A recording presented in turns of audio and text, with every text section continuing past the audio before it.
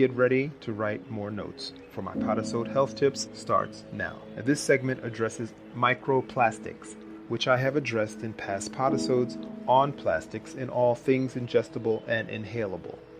Read any current article on the microplastics subject, and 9 times out of 10, each article will conclude that current scientific research does not know the long-term effects of microplastics on human health. These article writers are not being honest with their audiences. Petrochemical industrialists have known for at least the last 25 years what harmful effects nanoplastics have on immune response. Even the WHO, or WHO, claims that the world's population breathes air containing levels of pollutants that exceeds their own pollution limit standards, including plastic particles.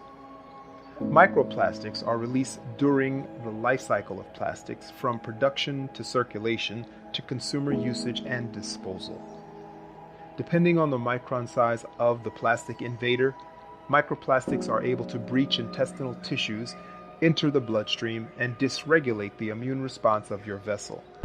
Microplastics encourage blood thickening, abnormal clotting, inflammation, and increased presence of prions or misshaped proteins, which have been attributed to causing neurodegenerative diseases, autoimmune diseases, and proliferation of pathogens like viruses and parasites. When you hear the word prions, think mad cow disease. But beyond all that, microplastics trap so-called spirits in a sentient vessel, similar to what happens when a river or stream becomes clogged with plastics. The river will then enter self-destruct mode, depending on the chemicals and energies leaching into the water. Flora and fauna begin to mutate or become sterile. Imagine what goes on in your so-called gut when it attempts to assimilate or to eliminate microplastics. If you ingested them in liquids or solids, they easily bypass stomach acids, as acid does little to nothing to plastic. For example, stomach acid contains a minute amount of hydrochloric acid, enough to break down bone and teeth, but it does nothing to plastic. In fact, plastic containers are used to hold acid. Plastic also makes the perfect containment field for spirits, just like the metal lead and a few other substances do. If you recall, I mentioned that a spirit can be generated organically as well as artificially. No doubt there is a difference at the cores of both manifestations, but we'll focus on artificially generated spirits, which microplastics facilitate a proliferation of within various life forms, in particular the so-called human life form. 2 of the most commonly physiological situations attributed to microplastics are schizophrenia-like disorders and dementia-like symptoms.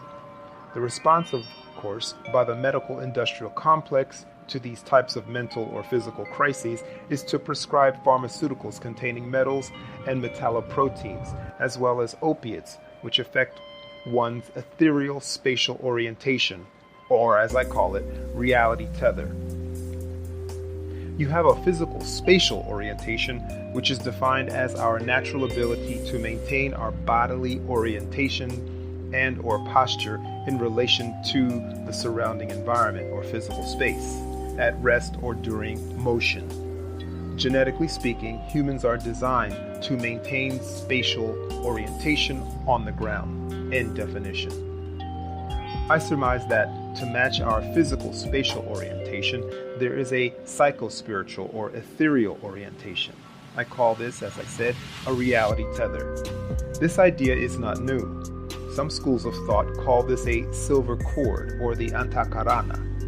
Briefly explained, a reality tether is a hypothetical ethereal tether attached to rear left scapular or shoulder blade region, with a minor length of it running along left lateral region down to the left heel of your foot. Allegedly, everyone has this tether, which can be infected by various elements, such as parasites, but if breached irreparably or cut, renders its life form mentally deleted from present consciousness. Microplastics can affect connection to reality in some people, particularly those who ingest psychotropics, hallucinogens, copious amounts of alcoholic beverages, or impure cannabis. Tether breach or loss does not always result in physical death, but can disarm one's spiritual immunity or defense response mechanisms. We see evidence of this with severe mood swings, violent emotional response, bipolar disorders, and severe depression, to name a few. Biochemical reactions to microplastics in your blood include spikes in blood sugar levels, depletion of certain macrominerals like magnesium, potassium, and trace minerals like manganese, iodine, zinc, and selenium. In a future podisode, I will reveal more on microplastics, metalloproteins, their effects, and how you can speed up your vessel's natural purgative response time in order to periodically remove microplastics. Know that this is a band-aid. If you want to end microplastics, then show that you truly care. Start forming those communities and reformatting this place into what it has the potential to be, a learning place, a higher balance and fidelity place. Lastly, here's one of my original quotes for you to ponder. If hell has walls, they're made of infinite layers of plastic. Thanks for listening.